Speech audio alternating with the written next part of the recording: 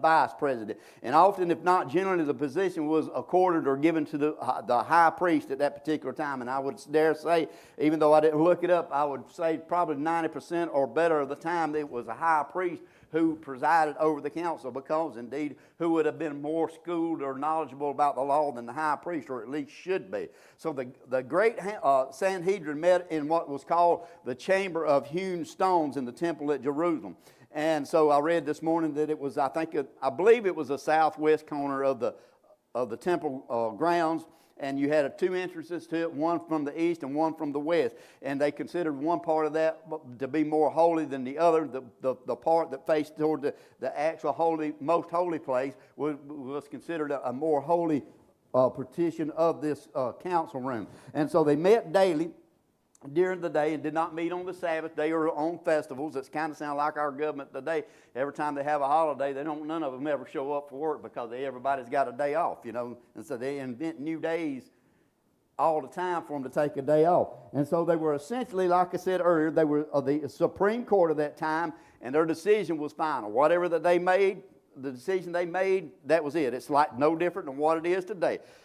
So you can see in our judicial system, it was essentially the same with the Sanhedrin Council. You had them as the ultimate Supreme Court, that whenever a lesser court couldn't decide or make the decision, they would eventually it would get bumped up to the Sanhedrin Council, to the Sanhedrin at Jerusalem, and whatever their ruling was, just like here in our nation, in the United States, whenever it gets to the Supreme Court, whatever decision they make, that's it. That's final. They can't nobody override it, and that's the way that it's going to be. And so it was a final decision after it got through the same Supreme Court. Now, anyone who went against their rulings was put to death was known as a Zakin Mamre, which meant a rebellious elder. I don't know if that properly describes it or not, a rebellious elder, because you could have a rebellious youth as well. But nonetheless, that was someone who was considered, if they went against the decidings of the Supreme Court or the Sanhedrin Council, then they were automatically put to death. That was the sentence that was pronounced upon them. Now, the Sanhedrin was led by a president, which was called the Nasi, which means prince, and a vice president called the Abet Din, which means father of the court. So you basically had a president and a vice president. Then you had lower officers that went under that, and I read over those, but like I said, we could have went into a good bit of teaching just on how it operated and everything that was under that, but I think that's enough for us to know, because we understand what was going on at this particular time. Now, as a Jewish body, a judicial body rather, the Sanhedrin constituted, as we said, a Supreme Court, which first belonged to the instance of trials of false prophets, of high priests and other priests. So they were the ones. It would be kind of like, say, the president or the vice president or a senator or a congressman here in America committed a crime. Well, they couldn't be tried in the court of Coffee County. They couldn't be tried in the court of the state of Alabama Supreme Court. They would have to be tried by the high court. In other words, the Supreme Court. So it was the same way. Those priests, they would be judged and tried by the Sanhedrin at that particular time. So this was basically reserved for those, for false prophets, high priests, and other priests. So the Sanhedrin, they judged an accused when they judged an accused lawbreaker, it required at least 2 witnesses to convict a suspect. There was no defense trial lawyer, so at this particular time, and I think we'd be much better off today. I think our country would be way much better off today if we didn't have lawyers in the context which we do, because they have done nothing but mess our whole country and judicial system up, in my opinion, because they're the ones that's just getting rich off of it, and that's the truth of the matter. The law is the law, and that's the way it was under the Sanhedrin. They didn't have, even though you had scribes, which by definition were lawyers, they didn't go out whenever they was found guilty of a sin and say, okay, I want to hire you as my lawyer to present me in the case before the Sanhedrin as a defense. That's not how it operated. They would go out and they would find witnesses. In other words, they would find a witness that could bear their story out and confirm that what they were saying was true. So you had the accuser, you had the accused, just like you do. You have in our court system today, you have the accused and the accuser, and then you would have the Sanhedrin court, and that's basically all it was. So the Sanhedrin court, the one who was accused and the one who was doing the accusing, just like I could go to to the Sanhedrin and accuse Brother Allen. Brother Allen stole a mule from me, and I could say that he stole it, and so therefore we would have to go before the Sanhedrin. Well, he could call witnesses and say, well, that mule he came up missing on Saturday the 23rd, and Brother Allen, I've got a witness saying I was on the other side of town with my friend over here having lunch or something, and so he's got a witness in his behalf. And so that's the way that it would operate, same way, but you just didn't have the lawyers. They wasn't involved in it in no way. So there was no defense or trial lawyers, and instead the accused witnesses stated the offense in the presence of the accused. So let me give you just a few examples here, because we read about two witnesses in the Bible much, and this is just a few scriptures right here. And so where does this idea of the two witnesses come from? Well, where else would it come from but the law of Moses? That's the perfect place. That's the only thing that would have been acceptable in the Sanhedrin, because you understand in the Sanhedrin council, they were being judged according to the law of Moses. That was not being judged by anything else, but just simply by the law of Moses, because that was the law. Yes, there was. You have to understand at this time there was still there was Roman law that they were under, and they had to obey Roman law, but yet still, as we give you the example, I believe it was just a couple of weeks ago, even here in America, while we have American law, American judicial system, you have certain cities that are overrun by the Muslims, that they have a separate court system within. They have a court within America, and they'll go in and they'll try their people, the Muslim, the Arab, the Arabian people will, within their jurisdiction, and they will not only try them according to American law, but they'll go in there and try them according to the Muslim law. They'll go in there, and if they found a woman that was walking down the street that was supposed to be covered up, she wasn't covered up, and they'll haul her before their council, and they'll try them according to their laws here in America. So people say, don't think this goes on, but it does go on. And so it's not an uncommon thing. So they were under Roman law ultimately, but they had their own judicial system, which was the law of Moses, which operated through the Sanhedrin Council. So here we go back to the original beginning as to where it began and what the two witnesses mean. So you look in Deuteronomy, the 17th chapter, and verse number 6, and it said, at the mouth of two witnesses or three witnesses shall he that is worthy of death be put to death. But at the mouth of one witness he shall not be put to death. So it required at least 2 to 3 witnesses for somebody to be tried for murder, or this not only or put on or be convicted or to die or to be put to death. So it took a minimum of 2 to 3 witnesses. And not only that, but it took at least 2 witnesses in any case or any occasion. Deuteronomy 19 and 15, it says, one witness shall not rise up against a man for any iniquity or for any sin, in any sin that he sinneth.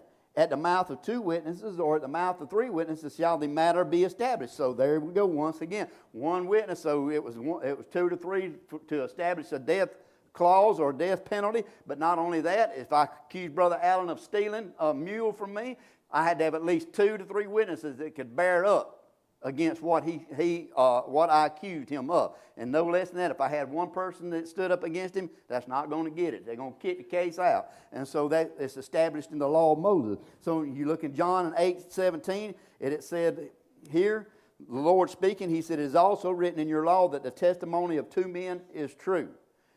And then you read in Matthew 18 and 16, he said, the Lord speaking again, he said, but if he will not hear thee, then take with thee 1 or 2 more, that in the mouth of 2 or 3 witnesses let every word be established. So here we go once again. And so that's why it's always, even within the body of Christ, still this law applies that if you've got an accusation against a brother or sister, you need to have more than one that's going to, go up. If I'm going to go up and accuse Brother Jimmy of doing something within the body of Christ, I'm saying, accusing him of one thing, I need to have at least 2 or 3 people before I go to the pastor with it that says, yeah, I saw Brother Jimmy do this. You see what I'm saying? Because just my word against his word, that's the same way it is in the court system today. My word against your word is not going to get it. You've got to have grounds to stand on. You've got to have proof.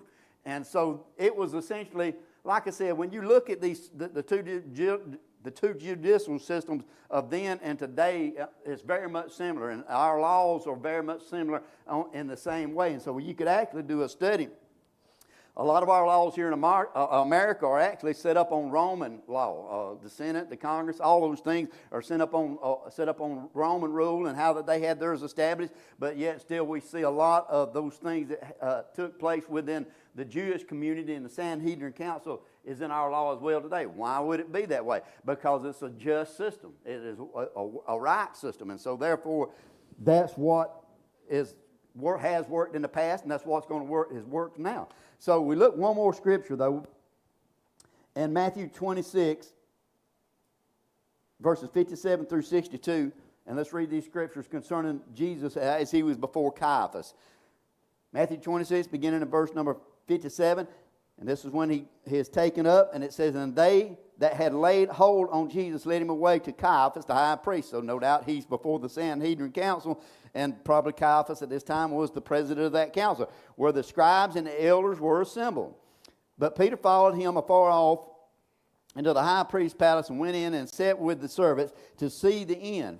Now the chief priest and the elders and all the council, there it is. So the chief priest, the elders, and all the Sanhedrin sought false witnesses against Jesus to put him to death, but found none. So they wanted him to kill, but they didn't have no witnesses. They didn't have enough. And yea, though many false witnesses came, yet found they none. In other words, there was none of them testimony that could hold up in court. At the last came two false witnesses and said, "This fellow said, I am able to destroy the temple of God and to build it in 3 days.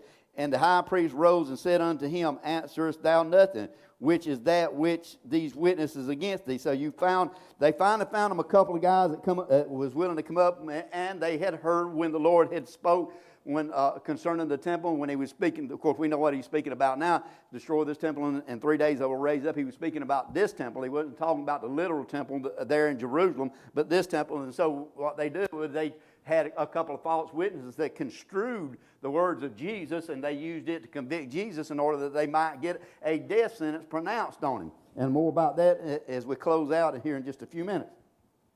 And then you also look one more scripture in Matthew, the next chapter, 27, verses 12 and 13. And it says, "And when he was accused, the chief priests and the elders, he answered nothing. Then said Pilate unto him, Hearest thou not how many things they witness against thee?" So we see how it operated within the Sanhedrin. They had at least two or more witnesses. And so these are the witnesses that were brought before the council to accuse Jesus of the things that he did. So the accused would accuse, and then therefore the Sanhedrin would hear it. They would weigh out, just like they do in the system today. They would weigh out who was right, who was wrong, and who could establish the truth, who was the more convincing. I guess you would say it that way.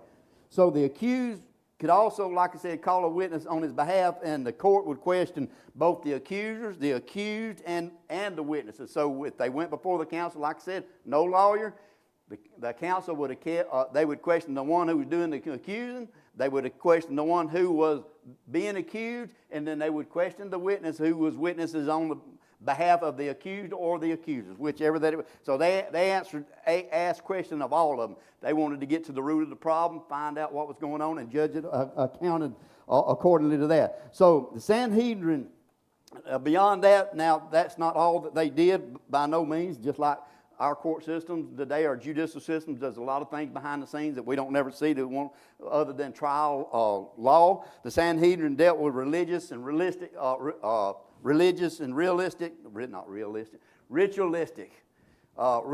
matters of the temple, criminal matters, proceedings, discovering of a corpse. See, that's one thing, like when you talk about the proceedings for the discovery of a corpse, that would be like if you found a dead body outside of a city. That's just like Brother Allen and them being called, say, "Hey, we found a body in the woods." They would go out and investigate it. And so what would happen, according to Moses' law, back then, if they found a body outside of a city that had been killed by someone, they knew basically that it was murder. Well, then there were certain things that had to be done. There had to be sacrifices had to be made, and all these things had to go on in order that the blood of that individual not be pronounced on that city. In other words, they wouldn't be guilty of that man's blood. If they didn't go through those sacrifices and do those things, then therefore the city of the blood would be on the people of that city, because they didn't know who killed this individual. And so they would make decisions concerning things of this. And so they would determine what would happen with that and what would go on, the proper procedure for that.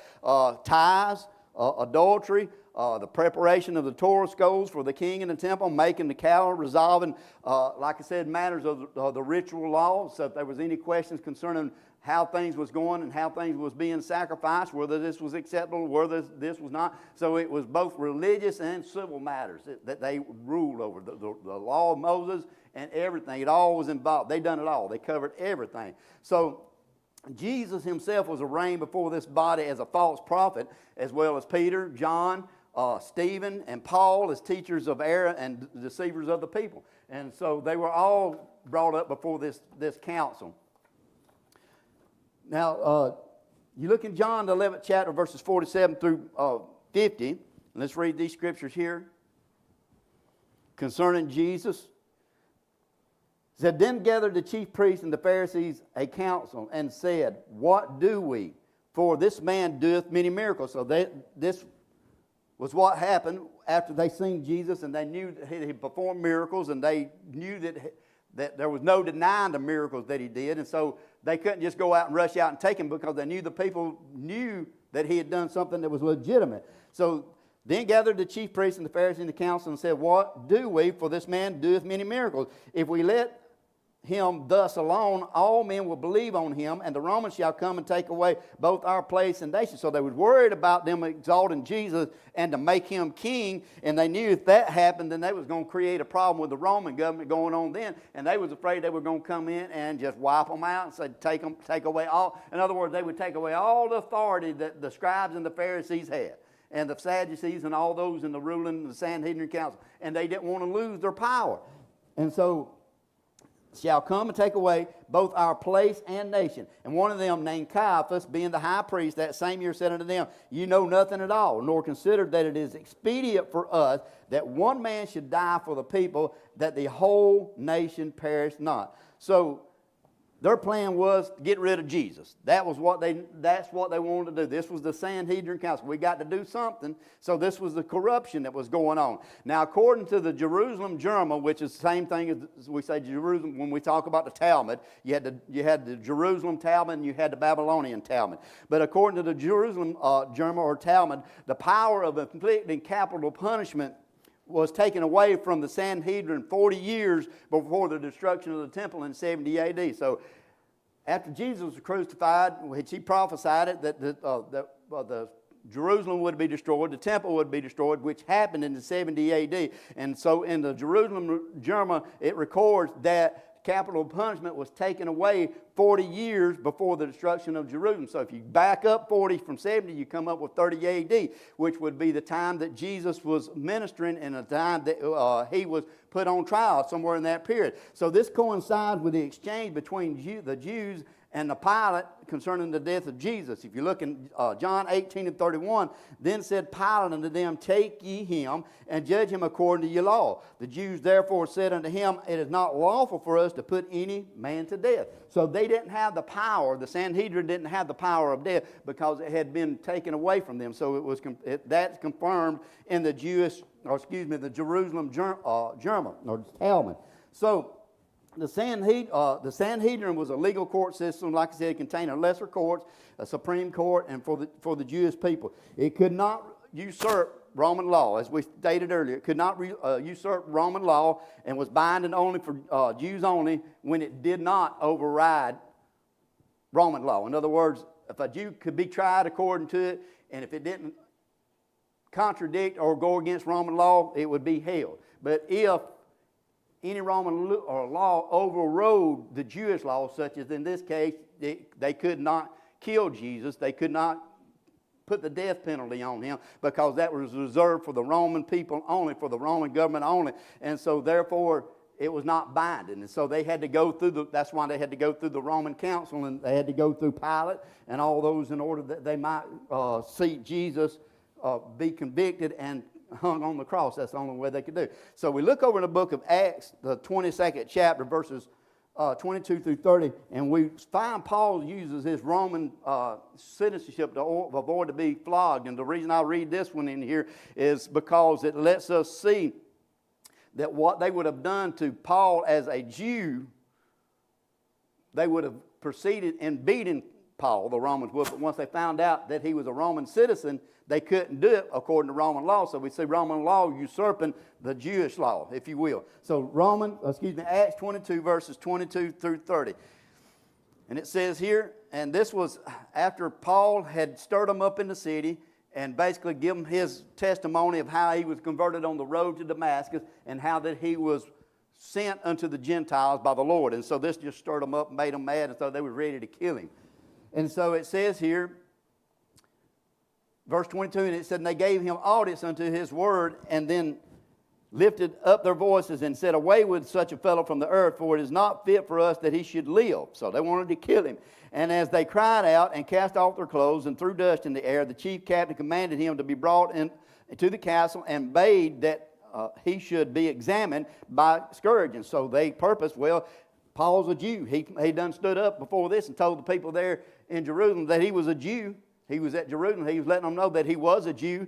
And so therefore the Roman captain going on this, he said, well, I'm going to find out what the matter is. And so I'm going to take him to the castle and we're going to beat him. We're going to take the whip, we're going to flog him, and we're going to get the real answer from him. And so that's what he's going to do here. And so as they cried out and cast off their clothes and threw the dust in the air, the chief captain commanded him to be brought to the castle and bade that he should be examined by scourging, that he might know wherefore they cried so against him. And so as they bound him with thongs or leather straps, Paul said unto the centurion that stood by, is it lawful? So here goes Paul. He's going to pull the ace out of the hole, if you will.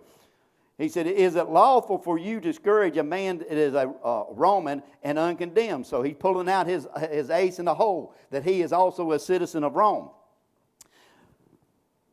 Let me read back. Is it lawful for you to scourge a man that is a Roman and an uncondemned? When the centurion heard that, he went and told the chief captain, saying, take heed what thou doest, for this man is a Roman. Then the chief captain came and said unto him, tell me, art thou a Roman? He said, yea. And the chief captain answered, with a great sum obtained I this freedom. And Paul said, but I was freeborn. Then straightway they departed from him which would have examined him. In other words, they walked away from him. They basically run away from him, where they would have beaten him or flogged him. It says straightway they departed from him which would have examined. That means flogged him.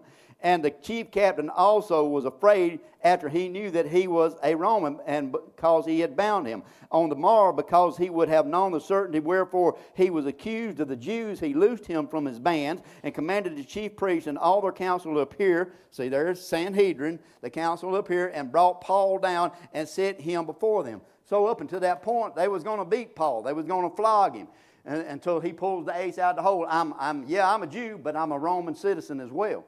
And so therefore, a Roman citizen could not be beaten or flogged or anything or even bound except they had already been found. In other words, they had to be like innocent before proven. You were guilty until proven innocent, or innocent until proven guilty.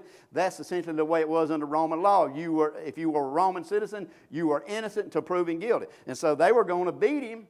Up until that point, they were going to flog him to find out what was going on and find out the truth. So he was going to get a punishment before they even declared him as guilty, see. And so he pulls the ace out of the hole, but that's what would have happened if he had not said, I'm a Roman citizen. And so, but at the latter of that, we see that, so he still determined to find out what was going to take, what was really going on, why there was such an uproar, why the Jews were so stirred up. So therefore he said, I'll bring him into the council. In other words, the Sanhedrin. So you had the Romans court of law going on at the same time, if you will, or kind of presiding over the Sanhedrin council at this particular time, not allowing them to do what would have usurped Roman law, because if it had been up to them, they would have took Paul right then and beat him and killed him.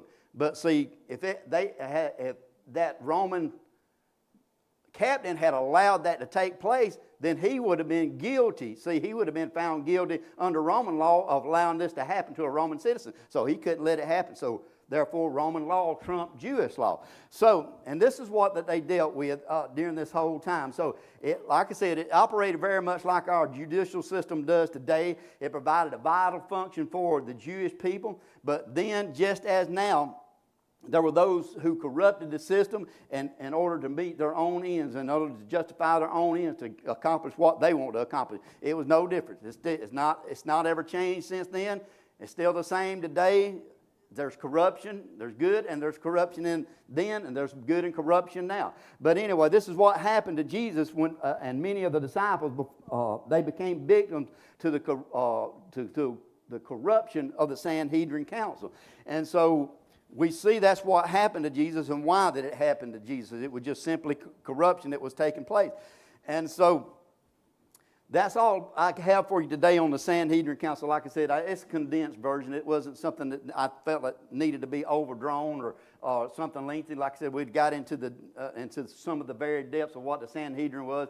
You'd be bored, more bored than what you are now. So anyway, so you got to, I wanted you, like I said, before we go into the teaching on the Sermon on the Mount next week, I thought it would be needful, and many of you, in fact, most all of you agreed that you wanted to hear some teaching on the scribes and the Pharisees. So just kind of a brief summary. We went back, we talked about the Pharisees and who that they were and their origins, as well as the Sadducees coming together. Ultimately, they came into existence somewhere during and after the captivity of the southern kingdom, when they came back into the Holy Land there. We see that those two particular political parties, if you want to call them that way, begin to rise up and begin to take authority.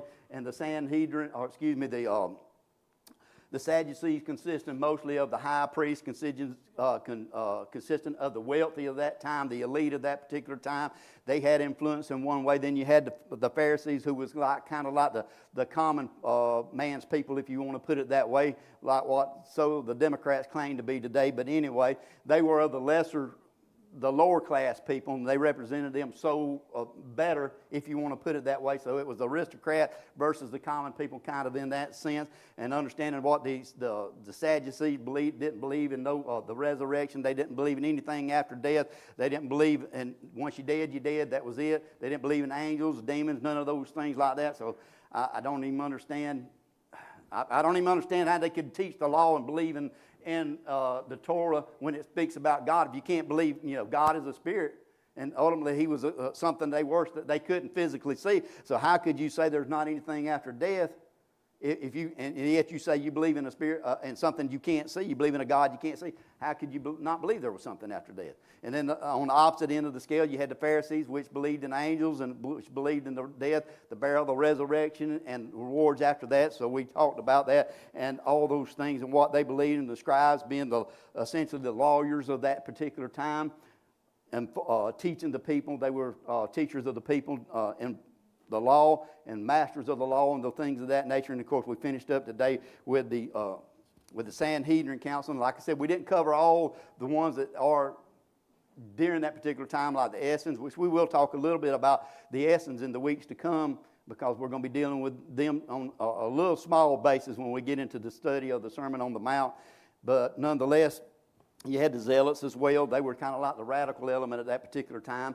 But anyway, that gives us a basic understanding of who the characters was. It's kind of like in a play that you put on. You have certain people that play certain parts. You want to understand what that character is and who that character is. What part does he play in this play? And so that helps us to understand what part that they played during the times of Jesus and the apostles. How did they fit in? What did it mean when you introduce a Pharisee, or you introduce a scribe, or you talk about the Council of Jerusalem, the Sanhedrin, and so on down the line? Then you can kind of relate, well, I know what they believe, so I can kind of understand what's going on here at this particular time.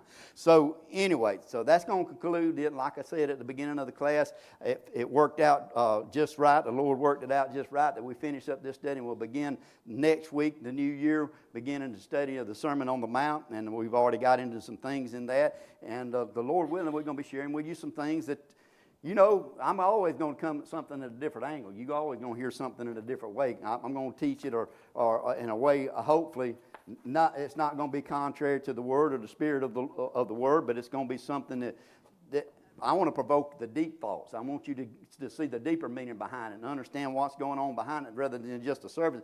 Just like the Beatitudes, you can take the Beatitudes and you can look at it on the surface and you can just say, any of those, and you can just take it and apply it in a literal sense of what that literally means as far as how it applies to us here in this our time and in our culture. But like I said, to truly understand it, you've got to go back to the culture of that time, of that era. What did it mean to those who were hearing that word? Who was it that was listening to that word? Who was it in Jesus' audience? So what does that phrase mean? One phrase to you. You can take a phrase, a southern phrase, and go into the northeast or the northwest, and you can use that southern phrase over and say Oregon or something like that, and they look at you like you crazy. What is he talking about? He ain't got no sense. You go over and use a word like fixing to and stuff like that, and, they have no idea what you're talking about. And so it essentially is no different then as it is now. Their culture was different. Our culture was different. In fact, I got in a conversation briefly with a friend of mine who's a preacher this last week, and he was talking about, and he's more on the clothes side and all those things, all the long hair and all that stuff, and I'm not against any of that. But anyway, he was going back to, dealing with the women wearing things pertaining to a man's apparel back in the Old Testament and the law, and indeed those things are in there. And my simple statement to him was this. He said, because I knew where he was going to. I said, well, I agree, because he was getting to the dress thing, and pants and things like that. I said, I get what you're saying. I understand. I said, but I'm just giving you an example of why we need to understand culturally things differently. I said to him this. I said, you got to understand the culture of that time. I said, you just take back then, men and women both wore robes. Their clothing was totally different than what ours is today.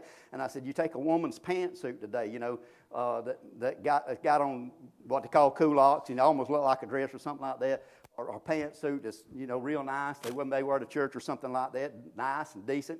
And they come into church with that on, whatever that it is. I said, now you take that same pantsuit and you put it on a man. I said, would it look right? I said, what would he look like? He would look like he was dressing like a woman, wouldn't it, Brother Joe? Simply, and so what I'm saying is it's the cultural difference, what I'm saying.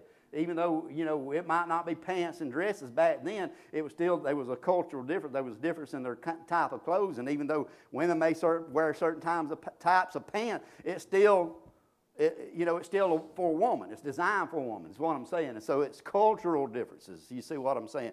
And so, anyway, we're not trying to get off into something on that, but I was just simply trying to draw a point. But anyway, go ahead and be studying, be reading there in Matthew 5. If you want to go ahead and read Matthew 5, 6, and 7, go ahead and start familiarizing yourself with it. And next week, we'll get into the teaching on the Sermon on the Mount. And I know you're going to be blessed if you'll come. So, anyway, all right, I hope you got something out of the lesson. You're dismissed in Jesus' name.